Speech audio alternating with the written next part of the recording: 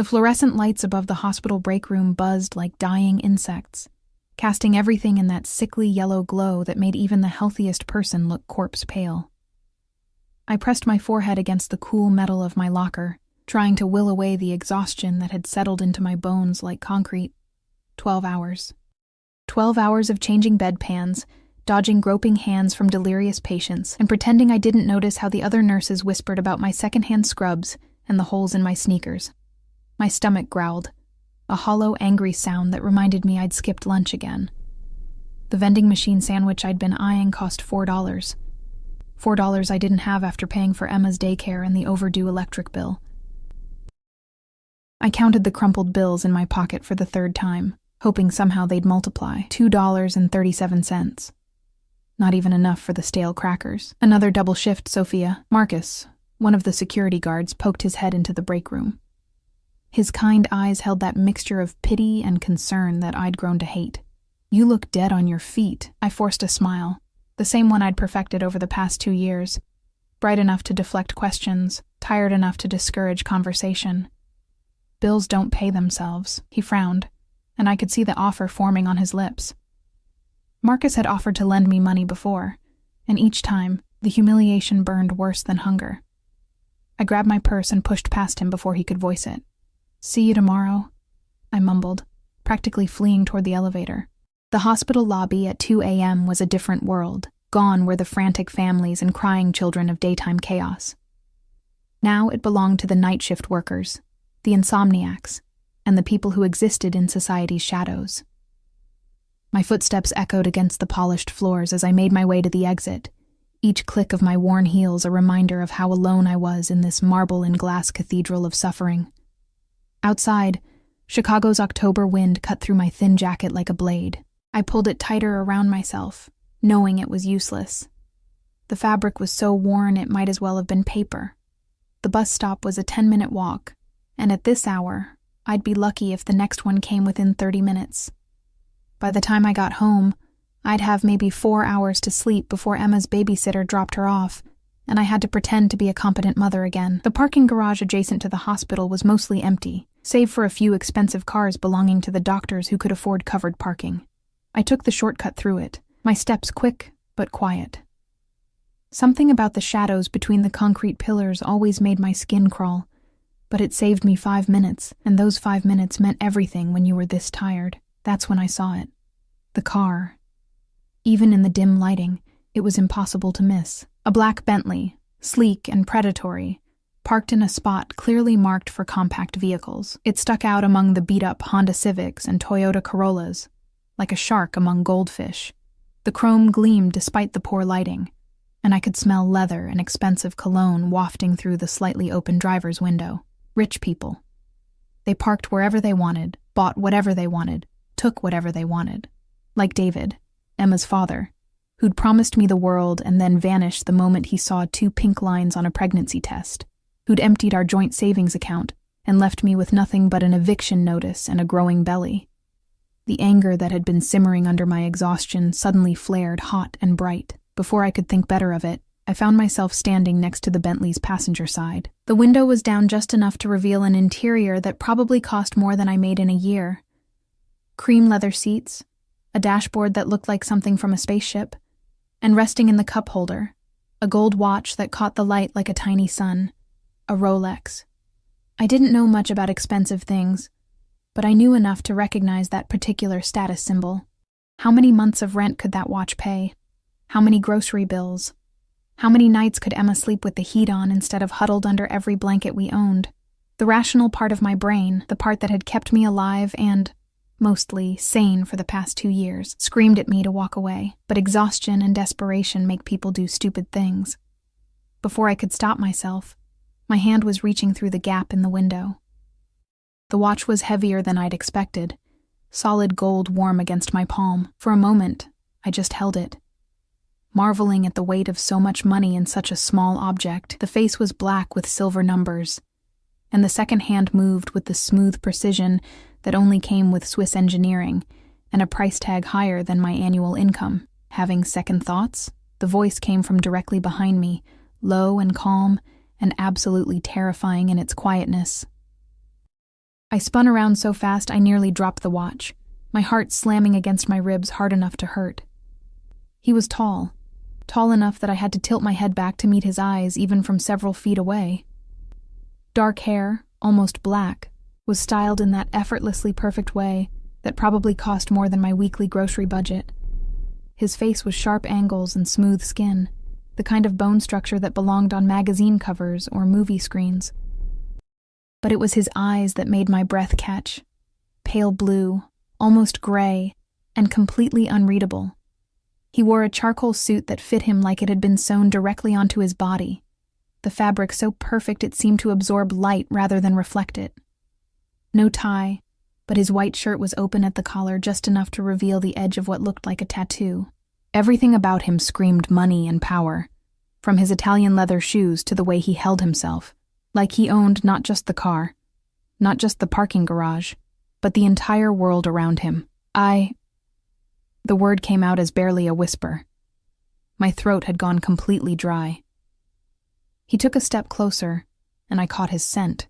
Cedar and mint and something darker. Something that made my pulse race for reasons I didn't want to examine. When he moved, it was with the fluid grace of a predator, all controlled power and lethal elegance. "That's mine," he said, nodding toward the watch still clutched in my trembling hand. His voice carried just the faintest trace of an accent. Italian, maybe, or Eastern European. Whatever it was, it made every word sound like a caress and a threat all at once. "I'm sorry," I managed, extending the watch toward him with a shaking hand. I didn't mean, but I had meant to. I had absolutely meant to steal his watch, and we both knew it. The lie died in my throat as those pale eyes studied my face with an intensity that made me feel like he could see straight through to my soul. He didn't take the watch immediately. Instead, he reached into his jacket, a movement so smooth and casual that it took my brain a moment to register that he might be reaching for a weapon. My body went rigid with terror, every survival instinct I possessed screaming at me to run. What he pulled out wasn't a gun, it was a phone, sleek, expensive, and definitely not the kind you could buy at a corner store. He glanced at the screen, and for just a moment, his perfectly composed expression shifted into something harder, colder. "Marco," he said into the phone, his eyes never leaving mine. "We have a situation in the parking garage. Level 2, east side." A pause. "No, I'll handle it." He ended the call and slipped the phone back into his jacket, all while maintaining that unnerving eye contact. The silence stretched between us, thick with tension and unspoken threats. Somewhere in the distance, I could hear the rumble of car engines and the clack of high heels on concrete, but it all felt muffled and far away, like we were trapped in our own private bubble of terror. "What's your name?" he asked.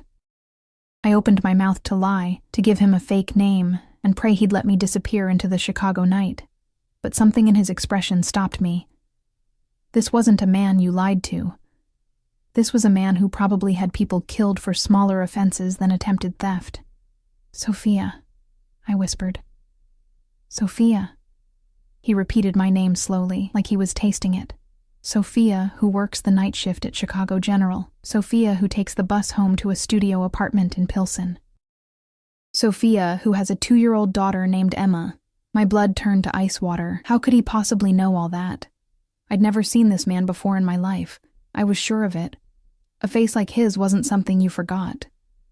"How do you—" I started, but he held up one elegant hand, silencing me immediately. "The question isn't how I know," he said, taking another step closer. Now I could feel the heat radiating from his body, could see the gold flecks in his pale eyes. "The question is what I'm going to do about it." Footsteps echoed through the garage, multiple sets, moving fast and purposeful. His backup was coming, and something told me that once they arrived, my chances of walking out of this parking garage alive would drop to 0. "Please," I whispered, hating how broken I sounded. "I have a daughter. She needs me. I'll do anything." "Anything?" The word was barely more than a breath, but it hit me like a physical blow. The way he said it, the way his eyes darkened, I suddenly understood that I'd stumbled into something much more dangerous than simple theft. The watch felt like it weighed 1,000 pounds in my hand. I held it out again, desperate now. Just take it back. Please. I'm sorry. I'm so sorry. This time, he did take it. But instead of simply grabbing it, he wrapped his fingers around mine, his skin warm and surprisingly soft. The contact sent electricity shooting up my arm, and I had to bite my lip to keep from gasping. Keep it, he said quietly. What? I blinked up at him, certain I'd misheard. I said keep it. He released my hand but didn't step back. Consider it a loan. I have a feeling you're going to need it. The footsteps were getting closer now. At least 3 people, maybe more. Heavy boots against concrete. The sound of safety catches being released. I don't understand, I said, clutching the watch against my chest like a lifeline. Something that might have been a smile ghosted across his lips, but there was no warmth in it. You will. The first of his men rounded the corner. A mountain of a man in an expensive suit, his hand resting on something concealed beneath his jacket. Behind him, 2 more figures emerged from the shadows, all of them moving with the same predatory grace as their boss. Mr. Marchetti, the first man said, his voice respectful but tense. Is there a problem? Marchetti. Even I recognized that name. The Marchetti family had been Chicago's most powerful crime organization for 3 generations. They owned half the city's politicians and all of its fear, and I had just tried to steal from... No problem, Vincent, Marchetti said without turning around. Just a misunderstanding. But his eyes were still locked on mine, and I could see something calculating there, something that made my skin crawl with dread. This wasn't over. Whatever had just happened between us, it was only the beginning. Get in, he said suddenly, nodding toward the Bentley. What? The word came out as a squeak. The car. Get in. When I didn't move, frozen by terror and confusion, his voice hardened just slightly. It wasn't a request. Every instinct I possessed screamed at me to run, but my legs felt like lead weights. The 3 men behind Marchetti had fanned out, blocking any escape route I might have considered. Their faces were stone masks of professional indifference, but their hands remained close to their weapons. I was trapped, and we all knew it. I can't, I stammered, backing up until the cold metal of the Bentley pressed against my spine. I have to get home. Emma's babysitter is being paid for the entire night, Marchetti interrupted smoothly. I've already taken care of it. The casual way he said it, like rearranging my life was as simple as ordering coffee, sent ice water through my veins. How long had he been watching me? How much did he know about my pathetic existence? You've been what? My voice cracked on the last word. Instead of answering, he moved to the passenger door and opened it with the fluid grace of a man accustomed to being obeyed. The interior light illuminated cream leather seats that probably cost more than everything I owned combined. The scent that wafted out was intoxicating. Expensive leather, subtle cologne, and something else. Something dangerous. Sophia. My name on his lips sounded like both a caress and a warning. Get in the car. I looked desperately at the exit, calculating distances and odds. Vincent, the mountain of a man, caught my gaze and shook his head almost imperceptibly. The message was clear. Don't even think about it. My hands were shaking so badly I could barely grip the watch I still clutched against my chest. The gold was warm now, heated by my panicked body temperature. Such a small thing to have destroyed my life over. Where are you taking me? I whispered. For the first time since this nightmare began, something that might have been genuine emotion flickered across Marchetti's face. It was gone so quickly I might have imagined it. But for just a moment, he looked almost apologetic. Somewhere safe, he said quietly. I give you my word. No harm will come to you tonight. The word of a Mafia boss. How much was that worth? But what choice did I have? I could feel the weight of his men's stares, the implicit threat in their stillness. This wasn't really a request, no matter how politely it was phrased. My legs felt like jelly as I approached the open door. The interior of the Bentley was even more intimidating up close. All gleaming surfaces and soft leather that probably cost more per square inch than my monthly rent. I slid into the passenger seat, the leather enveloping me like an expensive embrace. Marchetti closed the door with a soft click, that sounded like a prison cell locking. Through the tinted windows, I watched his men disperse with military precision, disappearing into the shadows as if they'd never existed at all. Only Vincent remained, sliding behind the wheel of a black SUV that had materialized from nowhere. The driver's door opened, and Marchetti settled beside me with that same fluid grace. Up close, in the confined space of the car, his presence was overwhelming. I could feel the heat radiating from his body, smell that intoxicating combination of cedar and mint and danger. When he reached across me to retrieve something from the glove compartment, his arm brushed against mine, and I had to bite my lip to keep from gasping at the electric contact. What he pulled out was a bottle of water and a small tin of mints. He opened the water and handed it to me without a word. I stared at it stupidly for a moment before my parched throat reminded me that I hadn't had anything to drink since my coffee break 6 hours ago. The water was cold and pure, better than anything that came from my apartment's rusty tap. I drank greedily, not caring how desperate I looked.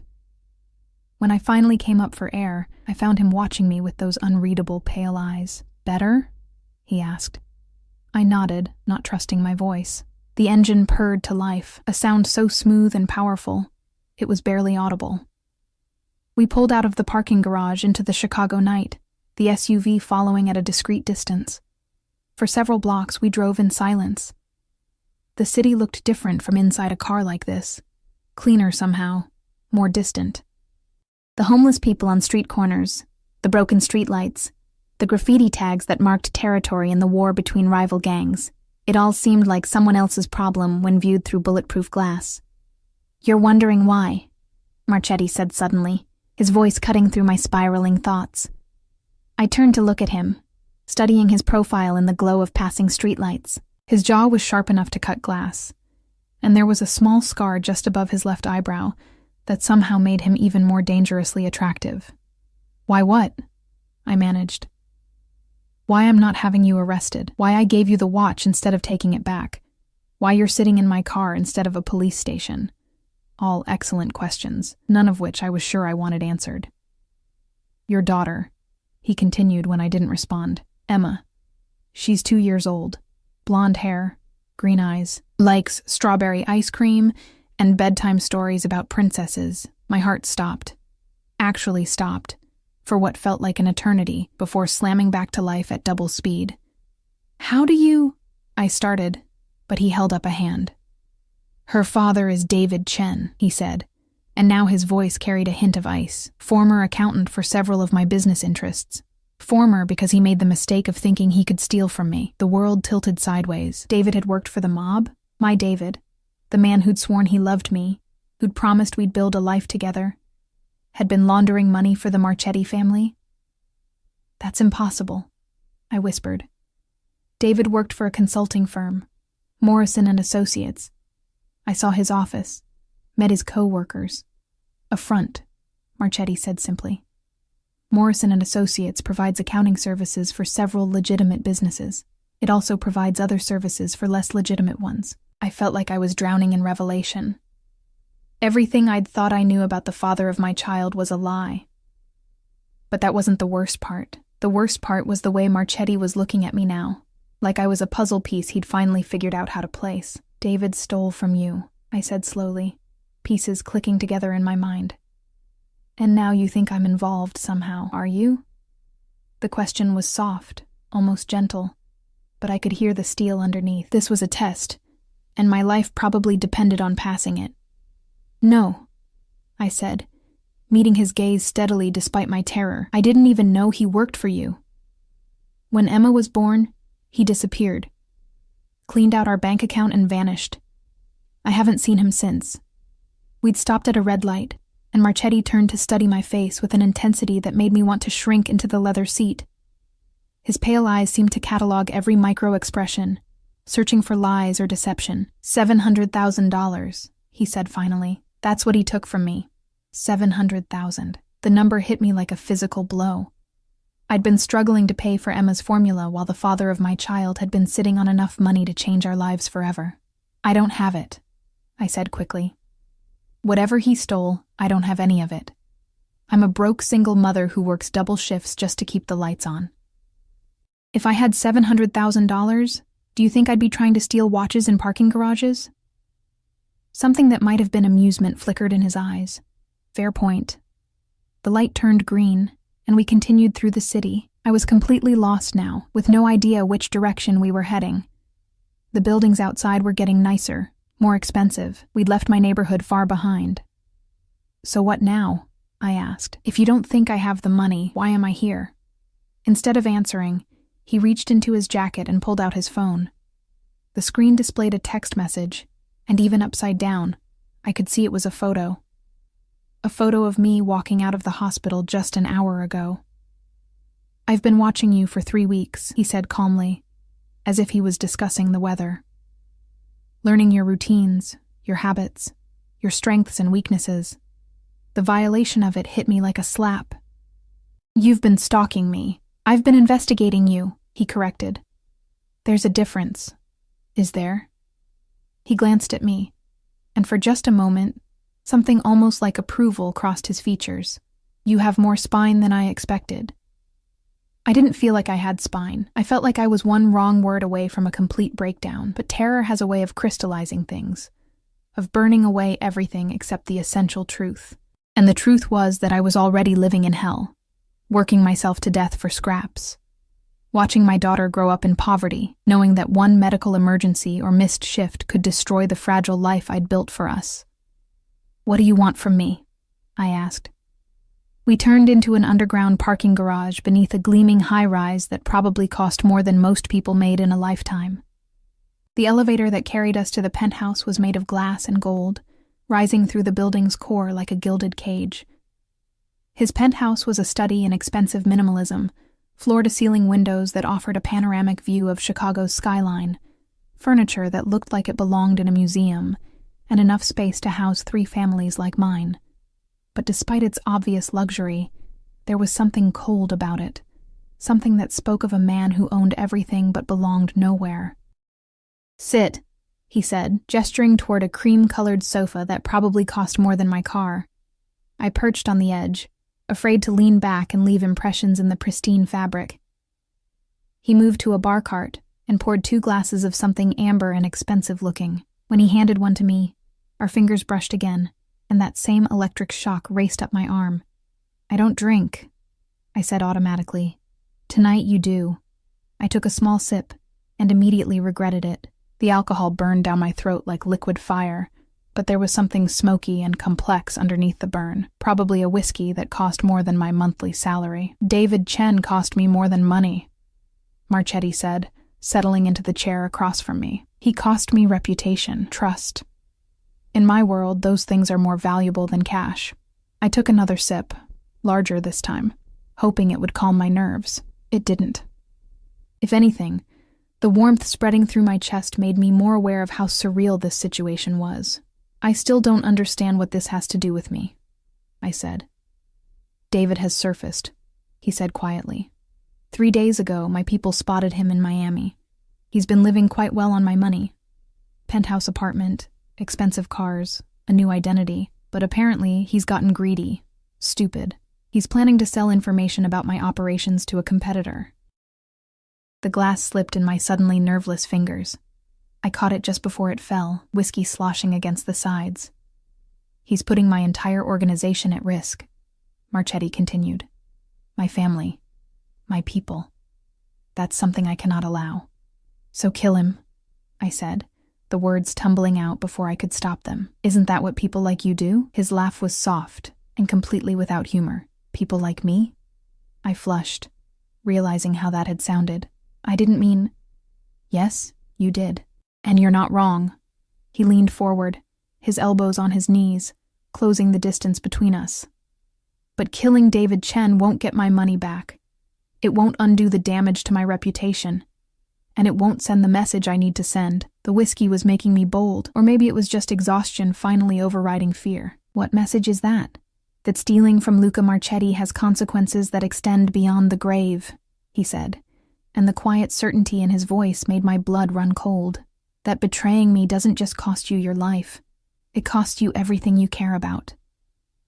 Understanding hit me like a freight train. Emma, Your daughter is beautiful, he said softly. Innocent. She doesn't deserve to pay for her father's sins. Don't you dare! I started to rise, but he held up a hand. I'm not threatening her, he said firmly. I'm protecting her. You both. From what? From the people David has chosen to do business with. The kind of people who would use a child to make a point. I sank back into the sofa, my mind reeling. First, I'd learned that Emma's father was a criminal. Now I was being told that she was in danger from other criminals. How had my simple life become so complicated so quickly? What do you want from me? I asked again, though I was beginning to suspect I already knew the answer.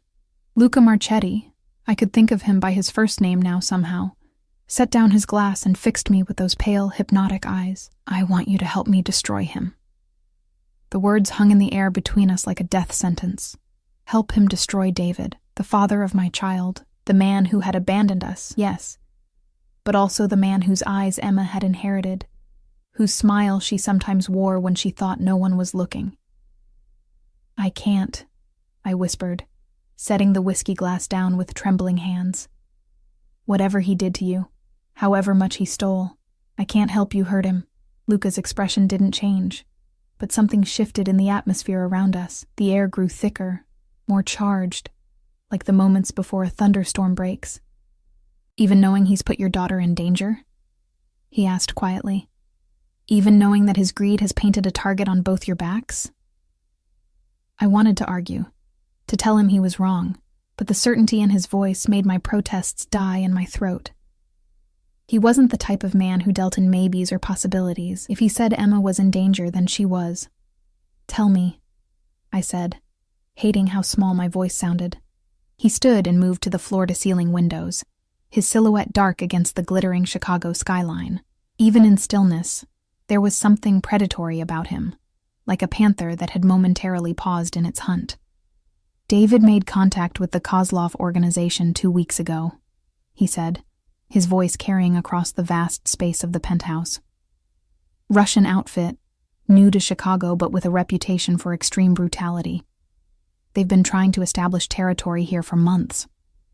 He turned back to face me, and the city lights behind him made him look like some dark angel, beautiful and terrible in equal measure.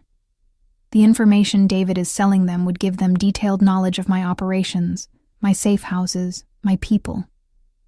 In exchange, they're offering him protection and a cut of whatever they can take from me. But that still doesn't explain why Emma and I are involved, I said. Though even as the words left my mouth, I knew I was being naive. Kozlov doesn't just want my territory, Luca continued, moving back toward me with that fluid, dangerous grace.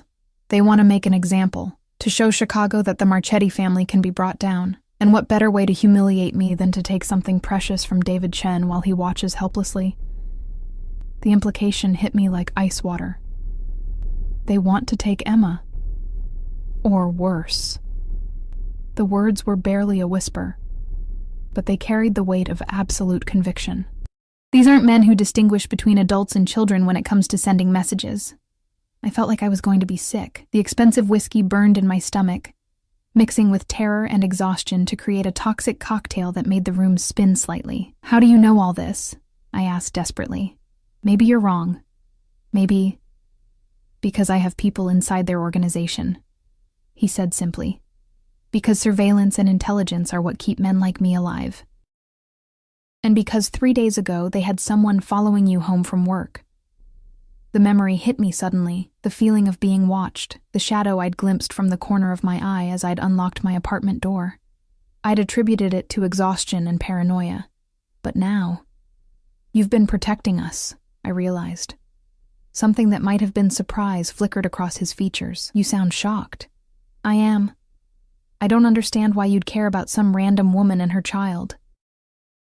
He was quiet for a long moment, and when he spoke again, his voice carried a note I hadn't heard before, something almost vulnerable beneath the steel.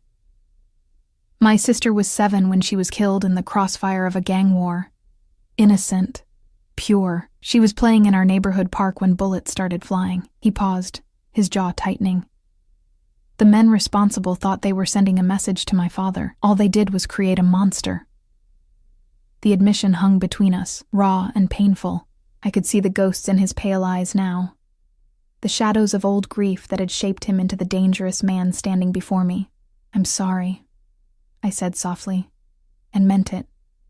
"Don't be sorry," he said, his mask sliding back into place. "Be smart. Help me end this before Emma becomes another casualty in a war she never asked to be part of." I closed my eyes, trying to think through the terror and exhaustion. When I opened them again, he was watching me with an intensity that made my breath catch. "What would I have to do?" I asked. "Contact him. Tell him you need help, that you've discovered something about his work with my organization, and you're scared." "He won't believe me," I said immediately. "He hasn't tried to contact me once since he left. Why would he care if I was in trouble? Because you're the mother of his child. Because whatever else he is, some part of him must still care about Emma's well-being." I wanted to laugh at his naivety, but the sound that came out was more like a sob. "You don't know David. He cares about David, period. Emma and I were convenient when we served his purposes, disposable when we didn't." For the first time since this nightmare began, Luca looked uncertain. He studied my face like he was reading a map of every hurt David had inflicted. "Then we'll make him care," he said finally. "We'll make him believe that helping you is the only way to protect his own interests." Before I could ask what he meant, his phone buzzed. He glanced at it, and his expression shifted into something harder, more dangerous. "Vincent?" he answered, turning away from me. "What is it?" I couldn't hear the other side of the conversation, but whatever Vincent was saying made Luca's shoulders tense. When he spoke again, his voice carried a razor's edge of controlled fury. "How many?" A pause. "Casualties?" Another pause, longer this time. "I want every available man on this. Now." He ended the call and stood perfectly still for a moment, his back to me. When he turned around, the man facing me was not the one who had just shared his sister's tragic story. This was the Mafia boss, cold, calculating, absolutely lethal. "What's wrong?" I asked, though I wasn't sure I wanted to know. Kozlov made his move. 2 hours ago, his men hit one of my warehouses on the south side. His voice was utterly calm, which somehow made it more terrifying. 3 of my people are dead. The words hit me like physical blows. 3 people. Dead, because of a war that had started with David's greed. "I have to go," Luca said, already moving toward what I assumed was a bedroom to change clothes. "Vincent will take you home. There will be men watching your building tonight, keeping you and Emma safe." "Wait," I called after him, surprising myself. "The plan, to contact David. Are we still—" He paused in the doorway, looking back at me with those pale, hypnotic eyes. "Tomorrow," he said. "After I've buried my dead and made Kozlov pay for what he's done tonight. Then we'll discuss how to bring your daughter's father home." The way he said it made it clear that David's homecoming would not be a joyful reunion. 20 minutes later, I was back in the Bentley's passenger seat, this time with Vincent behind the wheel. The mountain of a man drove with surprising gentleness, taking corners carefully and avoiding the worst of the city's potholes. But his eyes were constantly moving, checking mirrors, scanning intersections, and I realized he was looking for threats. "Mr. Marchetti is a good man," Vincent said suddenly, breaking the tense silence. I glanced at him in surprise. I didn't know mob bosses had character witnesses. He chuckled, a sound like distant thunder. "He saved my life, my family's life. When my daughter was sick, cancer, he made sure she got the best treatment money could buy. Didn't ask for anything in return. Why are you telling me this? Because you're scared of him. I can see it. But you shouldn't be. Whatever else he is, he protects the people he cares about. He doesn't care about me," I protested. "He barely knows me." Vincent's eyes met mine in the rearview mirror. "Maybe. But he cares about what's right, and what Kozlov and your ex are planning. It ain't right." We pulled up outside my building, a shabby 3-story walk-up in a neighborhood that gentrification had forgotten.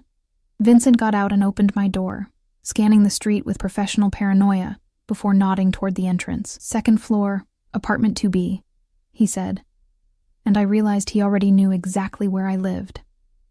"My men will be watching. You won't see them, but they're there. The climb to my apartment felt endless. Every shadow could hide an enemy. Every sound could be a threat. When I finally got my key in the lock, my hands were shaking so badly it took 3 tries. Mrs. Rodriguez, Emma's babysitter, was asleep on my couch, the television playing some late-night talk show at low volume. She stirred when I closed the door, blinking in confusion. "Sophia? You're late." I was worried. "I'm sorry," I said, forcing normalcy into my voice. "Work ran over. How was Emma?" "An angel as always. She had her dinner, brushed her teeth, and went down without any fuss." Mrs. Rodriguez gathered her purse and sweater, pausing at the door. "Are you all right, mija? You look pale." "Just tired," I lied. "Thank you for staying so late." After she left, I stood in my tiny living room and tried to process everything that had happened. Just 6 hours ago, my biggest worry had been whether I could afford groceries this week. Now I was caught in the middle of a mob war. My daughter was in danger, and the father of my child was apparently a criminal who'd put us both at risk. Emma's bedroom door was slightly ajar, and I pushed it open carefully. She was sleeping peacefully, her blonde hair spread across her pillow, one small hand clutching her favorite stuffed rabbit. She looked so innocent, so perfect. The idea that anyone would want to hurt her made rage burn in my chest alongside the terror. I thought about what Luca had said, that his sister had been 7 when she was killed in gang violence. Emma was only 2. How could anyone look at something so pure and see a weapon to be used? My phone buzzed with a text from an unknown number. "Sleep. Tomorrow we plan. You are both safe tonight." The fact that he had my number shouldn't have surprised me. He seemed to know everything else about my life. But the message itself was oddly comforting. Despite everything he was, despite the violence I knew he was capable of, I believed him. Emma and I were safe tonight. I settled into the chair beside Emma's bed, the same chair I'd sat in through countless nights when she was sick or scared. The Rolex was still in my pocket, its weight a constant reminder of how drastically my life had changed. Tomorrow, I would have to make a choice that would determine not just my future, but Emma's as well. Outside, I thought I caught a glimpse of movement in the shadows across the street, one of Luca's men keeping watch. The knowledge should have been terrifying, but instead, it was almost reassuring. For the first time in 2 years, someone else was sharing the burden of keeping my daughter safe. I must have dozed off in the chair, because the next thing I knew, Emma was stirring, making the soft little sounds she always made when she was waking up.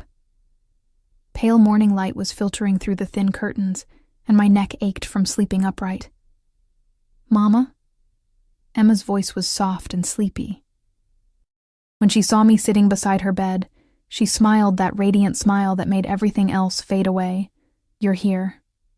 "I'm here, baby," I said, lifting her from her bed and holding her close. She smelled like baby shampoo and innocence, and I felt tears threatening. "Mama's here." As I carried her to the kitchen to make breakfast, my phone buzzed with another text. This time, it was from a number I recognized, David's number, though he'd never used it to contact me before. "We need to talk. Millennium Park, by the fountain, 2 p.m. Come alone." My blood ran cold. How had he known? How could he possibly have found out about last night so quickly? A second text arrived almost immediately, this one from Luca. "Don't respond yet. We need to meet first." I realized with growing dread that the game had already begun, and I was a piece on a board where I didn't even know the rules. Emma was babbling happily over her cereal when the knock came at my door. 3 soft raps followed by 2 harder ones. A code. I froze with the spoon halfway to my mouth, my heart immediately racing. It was barely 8 in the morning, and I wasn't expecting anyone. "Mama scared?" Emma asked, her green eyes, so much like David's, studying my face with that uncanny perception children sometimes possess.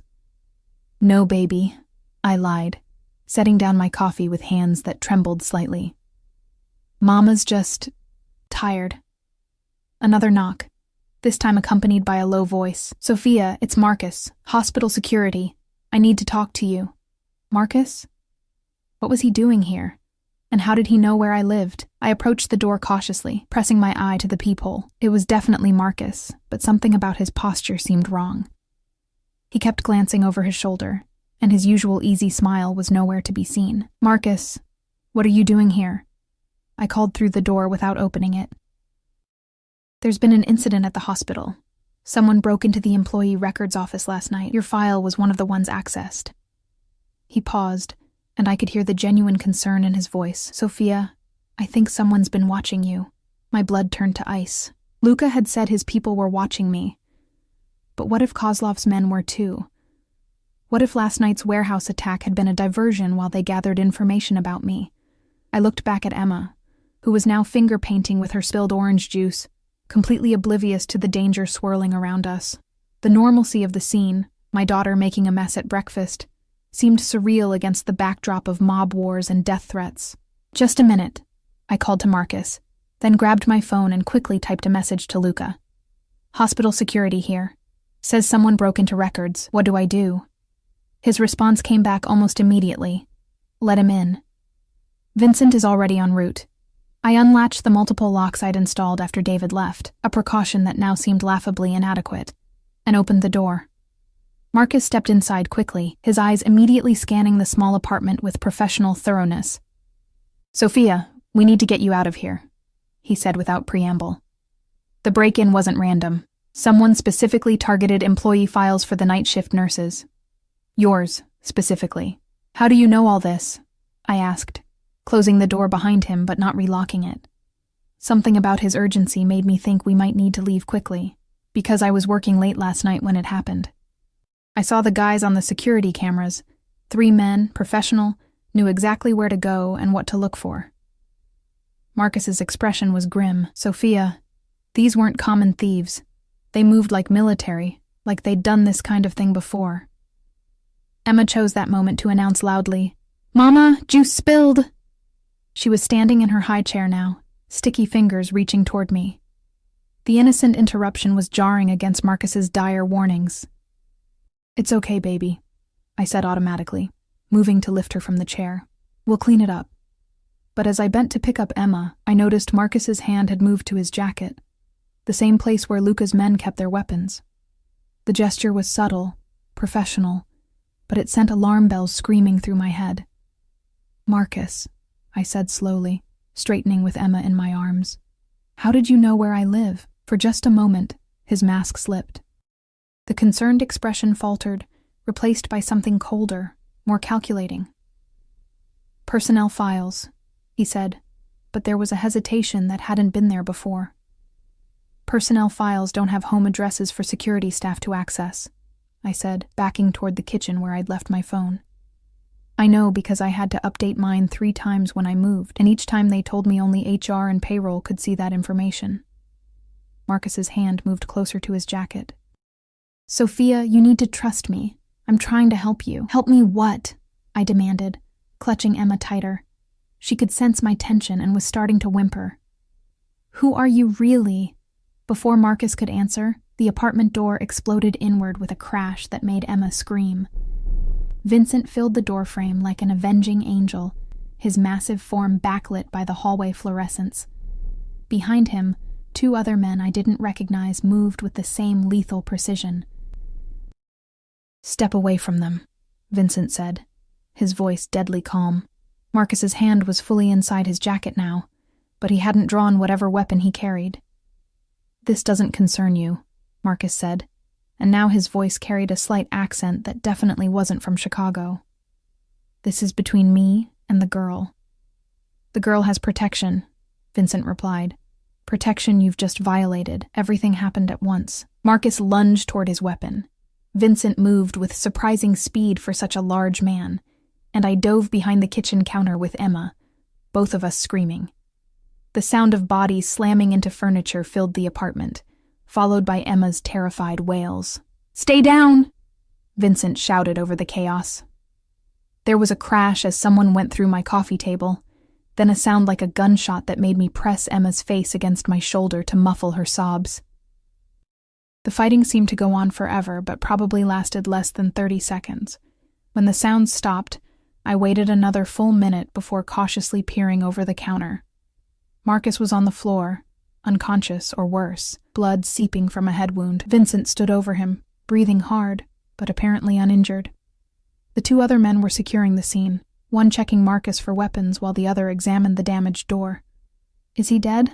I whispered, still holding Emma, who had quieted to soft hiccups against my neck. "No, but he'll wish he was when he wakes up," Vincent said grimly. He pulled out his phone and speed-dialed a number.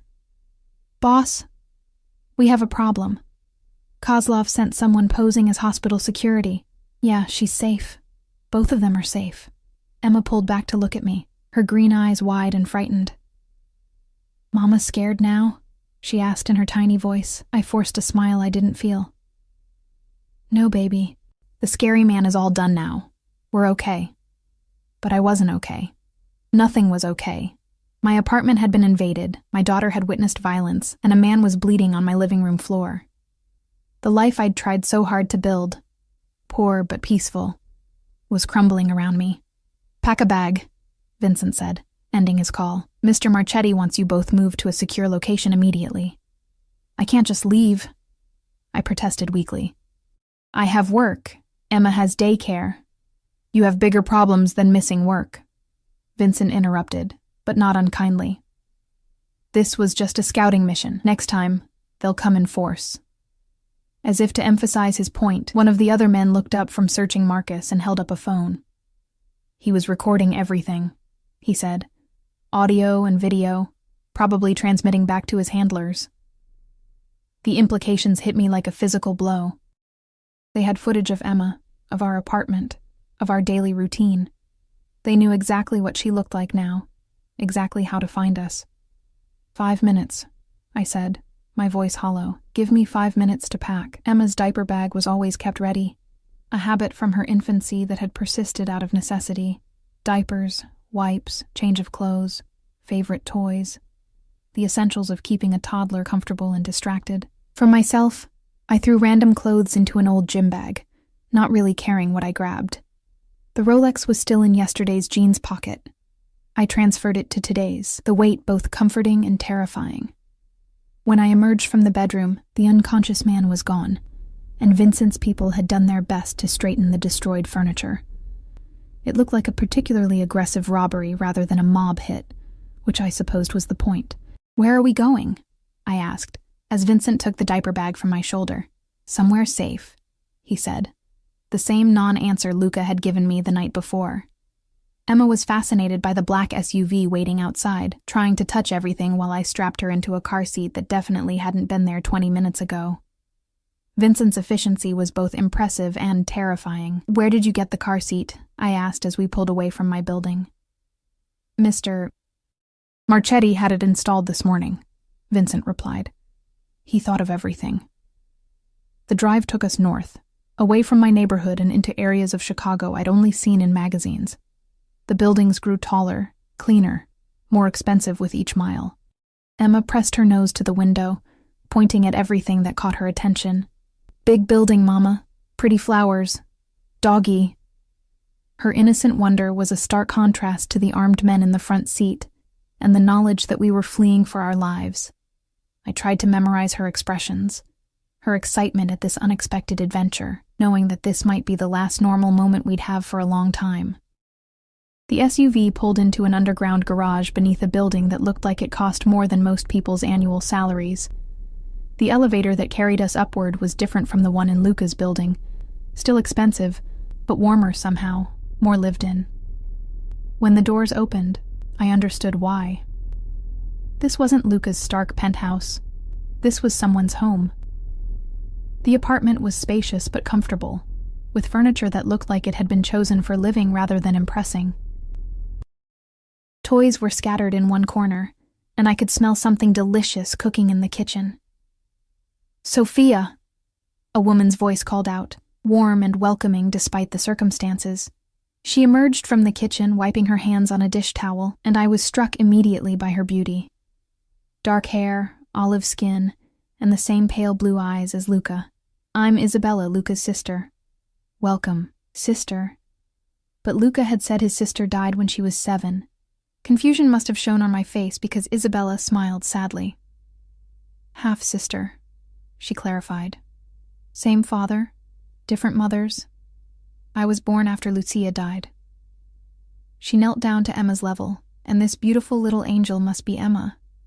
Emma, who was normally shy around strangers, looked up at Isabella with curious interest. "Pretty lady," she announced solemnly. "Very pretty lady," Isabella agreed, holding out her hand. "Would you like to see my kitchen? I was just making cookies." The casual domesticity of the scene, a beautiful woman offering cookies to my daughter, felt surreal after the morning's violence. But Emma's face lit up at the mention of cookies, and she took Isabella's hand without hesitation. "Is this where we're staying?" I asked Vincent, who was checking his phone again. "For now. Mr. Marchetti will be here within the hour to discuss the next steps." As if summoned by his name, I heard the distinctive sound of an elevator arriving. Luca emerged looking like he'd been up all night. His usually perfect hair was slightly disheveled, and there were dark circles under his pale eyes. But when he saw Emma sitting at Isabella's kitchen island, carefully decorating a sugar cookie with intense concentration, something in his expression softened. "How are they?" he asked Vincent quietly. "Shaken but unharmed." Marcus, if that's even his real name, had been watching the apartment for at least a week. Kozlov's people know everything about their routine now. Luca's jaw tightened, and I saw that dangerous coldness return to his eyes. "And our response to this morning's intrusion?" "Marcus is being questioned. His handler is receiving a message about the consequences of targeting innocents." The euphemisms were polite, but I understood the reality behind them. People were going to suffer because of what had happened to Emma and me this morning. The thought should have horrified me, but instead, I felt a dark satisfaction. They had threatened my daughter. Whatever happened to them, they had brought on themselves. "Mama, look," Emma called out, holding up her cookie. It was covered in so much frosting and sprinkles that the original sugar cookie was barely visible. But her pride in her creation was radiant. "It's beautiful, baby," I said, meaning it. In a world of violence and danger, my daughter had found joy in decorating a cookie. Her resilience amazed me. Luca approached slowly, like he was afraid of spooking a wild animal. "May I see?" he asked Emma, his voice gentler than I'd ever heard it. Emma considered this gravely, then held out the cookie for his inspection. "For Mama," she explained seriously. "Mama likes pink. Pink is a good choice," Luca agreed, and I was startled to see genuine warmth in his smile. "Your mama is very lucky to have such a thoughtful daughter." Emma beamed at the praise, then turned back to her decorating with renewed enthusiasm. Luca straightened and looked at me, and I saw the moment when the man who'd smiled at my daughter transformed back into the mob boss who'd orchestrated last night's retaliation. "We need to talk," he said quietly. "About David's message, about what comes next." I glanced at Emma, safely occupied with Isabella and her cookies, then nodded. Whatever came next, whatever price had to be paid to keep her safe, I was ready to pay it. Luca led me to a study lined with books that looked like they'd actually been read, not just arranged for show. Through the tall windows, I could see Lake Michigan stretching to the horizon, its surface dark and choppy under the gray October sky. He closed the door behind us, and suddenly the cheerful sounds of Emma's laughter seemed very far away. "David's message wasn't random," Luca said without preamble, moving to pour himself what looked like the same expensive whiskey from last night. "My people intercepted communications between him and Kozlov. They know about our meeting last night." I felt the floor shift beneath me. "How is that possible?" "Because David Chen is smarter than I gave him credit for," Luca admitted, his voice carrying a note of grudging respect. "He's been monitoring my movements, my associates.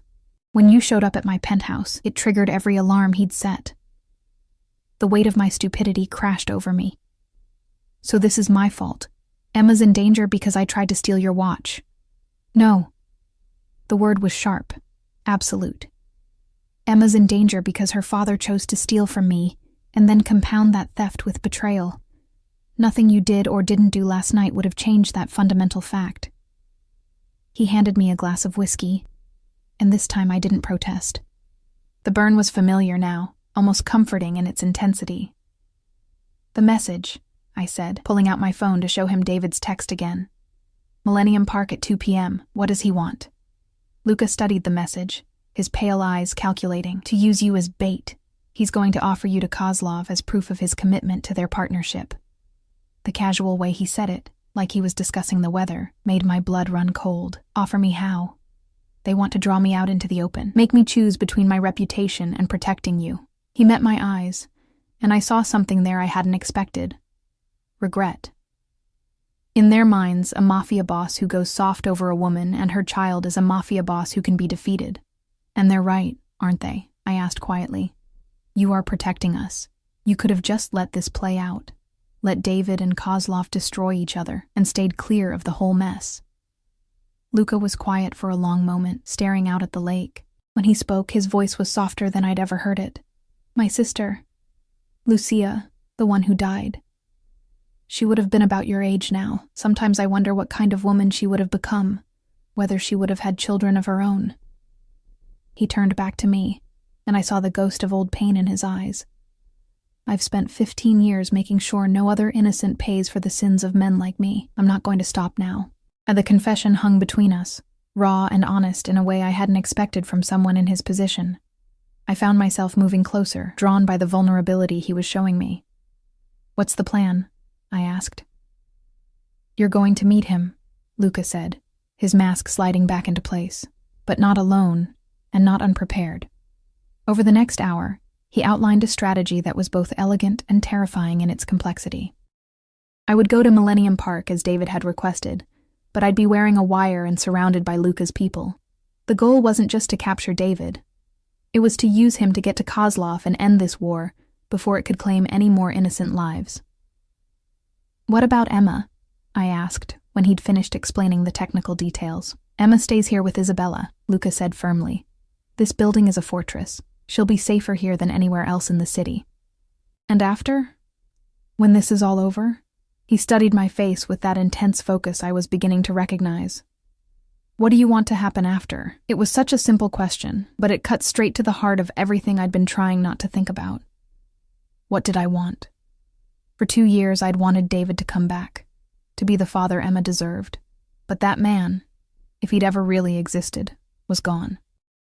The man who had sent that text was a stranger, someone who would use his own child as a weapon. I want Emma to be safe, I said finally. I want her to grow up without fear, without having to look over her shoulder or wonder if the next knock on the door will bring violence into her world. And for yourself?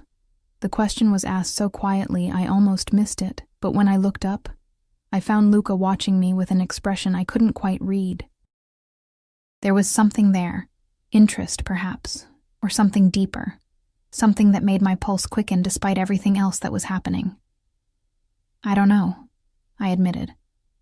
I've been surviving for so long, I forgot what it felt like to actually live.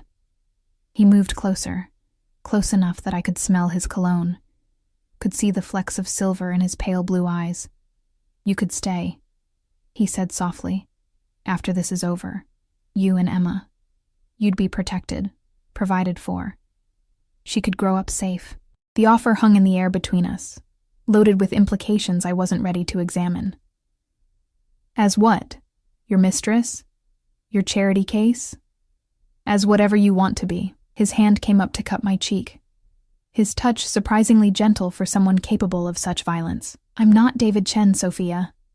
I don't make promises I can't keep. For a moment, I'd let myself imagine it.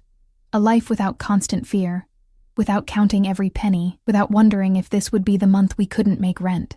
Emma growing up in safety, surrounded by books and toys and all the opportunities money could provide. It was tempting, dangerously so, but it was also a cage, no matter how gilded. Ask me again when this is over, I said, stepping back from his touch, when I'm not terrified and desperate and grateful for any offer of safety. Something that might have been approval flickered in his eyes. Fair enough. At 1:30 p.m. I was back in the Bentley, this time wearing a wire so small and sophisticated that it was completely invisible beneath my clothes. Vincent was driving, with 2 other cars full of Luka's people following at discreet distances. The plan was simple in theory. Get David talking, get him to implicate himself and reveal Kozlov's location, then let Luka's people handle the rest. Millennium Park was busy despite the gray weather. Tourists taking pictures, joggers following the lakefront path, families with children enjoying the autumn afternoon.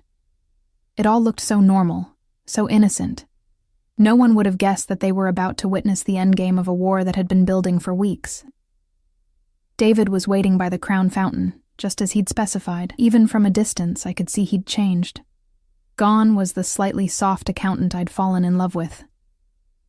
This man was leaner, harder, with the kind of tan that came from months in the Florida sun. He wore an expensive suit and watch, his hair styled in a way that probably cost more than I used to spend on groceries in a month. When he saw me approaching, he smiled, that same charming smile that had first caught my attention 3 years ago. But now I could see the calculation behind it, the coldness that had probably always been there, but which I'd been too naive to recognize. "Sophia," he said, as I got close enough to hear. "You look tired." "Hello, David," I replied, my voice steadier than I'd expected. "You look prosperous." He laughed, apparently missing or ignoring the barb. "Things have been good. Very good. But I understand you've been struggling."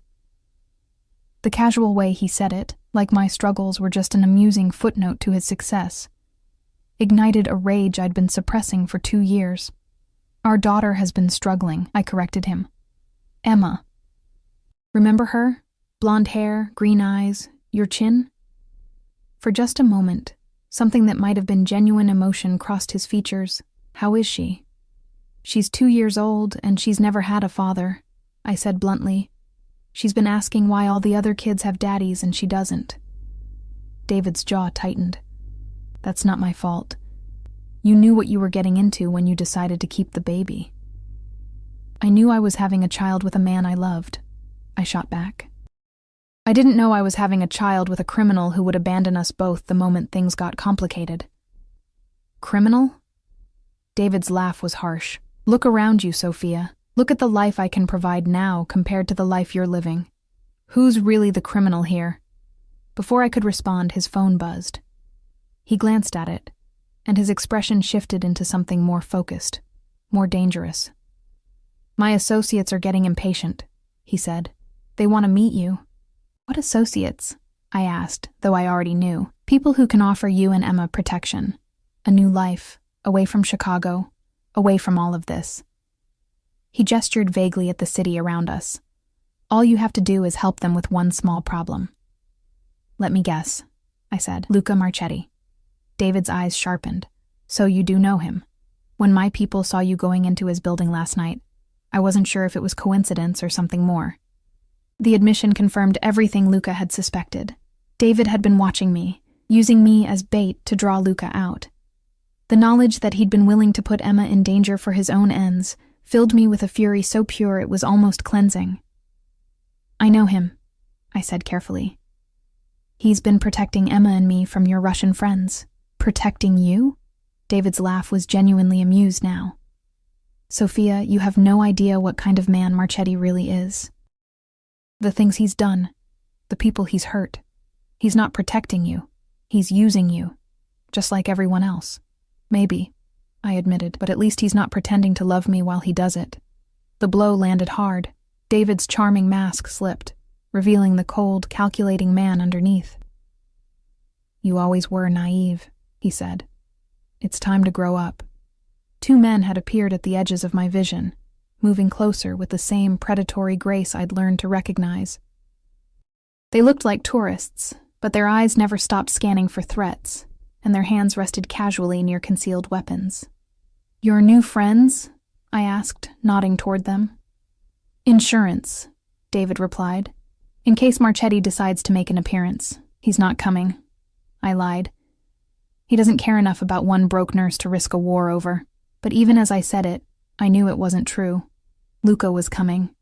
The question was whether his people could get to me before Kozlov's men disappeared me into whatever nightmare they had planned. David's phone buzzed again, and this time when he read the message, his face went pale. "We need to go," he said urgently. "Now." "Go where?" "Somewhere safe. Somewhere we can talk without interruption." His hand closed around my arm, not gently. "Somewhere your protector can't find you." The men who'd been pretending to be tourists were moving closer now, no longer bothering to maintain their cover. I could see other figures emerging from the crowd.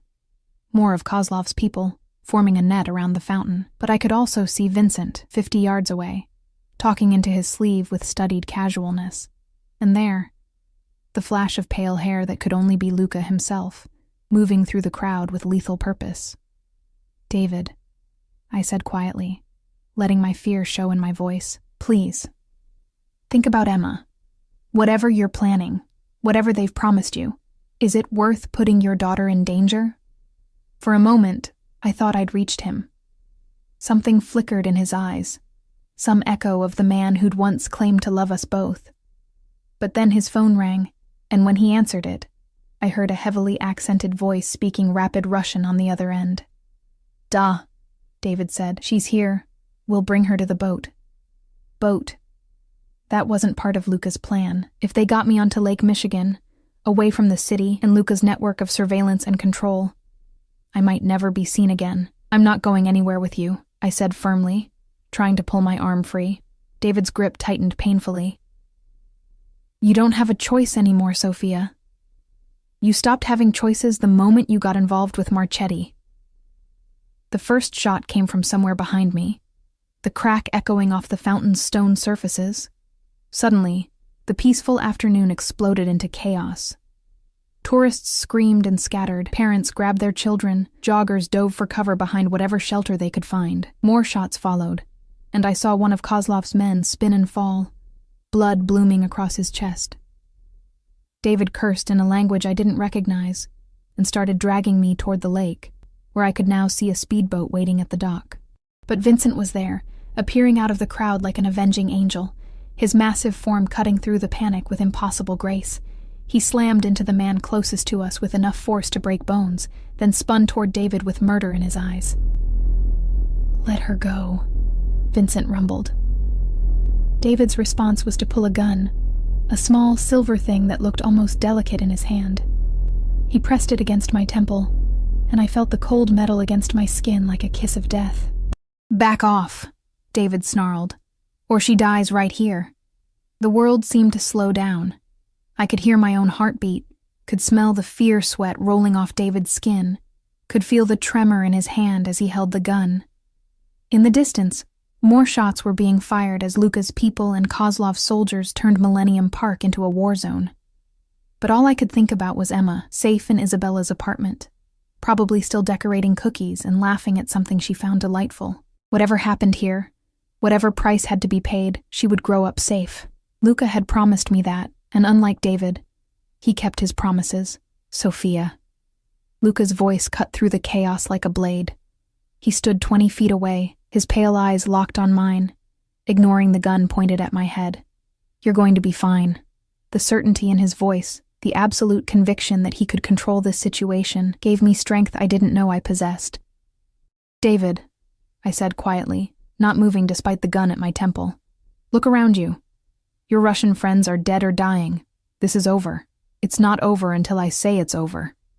David snarled, but I could hear the desperation in his voice now. "Yes," I said, still looking at Luca. "It is." I dropped my weight suddenly, slipping out of David's grip and rolling away from the gun. Vincent moved like lightning, covering the distance between himself and David in 2 massive strides. The gun went off, the shot going wild, and then Vincent had David pinned against the fountain's edge, the weapon spinning away across the concrete. Luca was beside me in seconds, his hands running over me, checking for injuries. "Are you hurt?" "No," I managed, though I was shaking like a leaf. "I'm okay." Around us, the battle was ending as quickly as it had begun. Kozlov's remaining men were either dead, wounded, or surrendering to Luca's superior numbers. Sirens wailed in the distance, police and ambulances responding to reports of gunfire in the park. "We need to go," Vincent called out. "Now." Luca helped me to my feet, his arm around my waist as we hurried toward the waiting cars. Behind us, I could hear David screaming threats and curses, but his voice was already fading into the distance.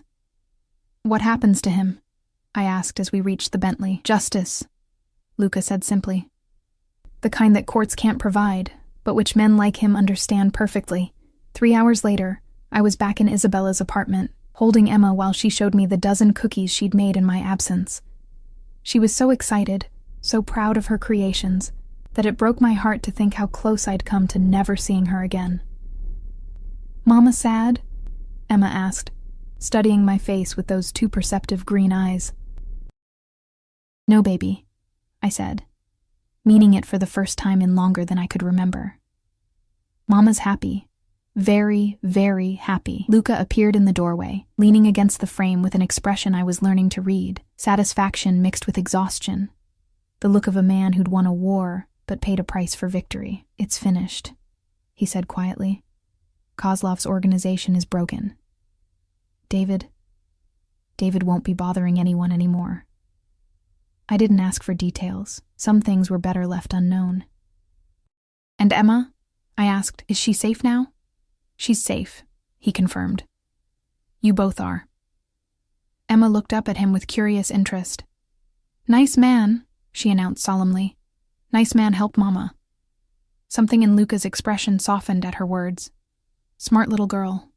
Later, after Emma had been fed and bathed and tucked into the guest room bed that Isabella had somehow made feel like home, I found myself standing on the apartment's balcony, looking out at the Chicago skyline. The city looked different now, cleaner somehow, less threatening. The war was over, and we had won. "Second thoughts?" Luca asked, joining me at the railing. I thought about his offer from earlier, about the life he could provide for Emma and me, safety, security, luxury beyond anything I'd ever imagined. All I had to do was say yes, and we'd never have to worry about money or danger again. "Ask me again in 6 months," I said finally. "When I'm not running on adrenaline and gratitude." He smiled, a real smile this time, warm and genuine. 6 months it is. As we stood there in the gathering darkness, Emma safe and sleeping inside, I realized that for the first time in 2 years, I wasn't afraid of what tomorrow might bring. Whatever the future held, whatever choices I would eventually make, they would be mine to make freely, and that, more than any amount of money or security, felt like victory. The Rolex was still in my pocket, its weight a reminder of how drastically my life had changed in just 2 days. Tomorrow, I would give it back to him.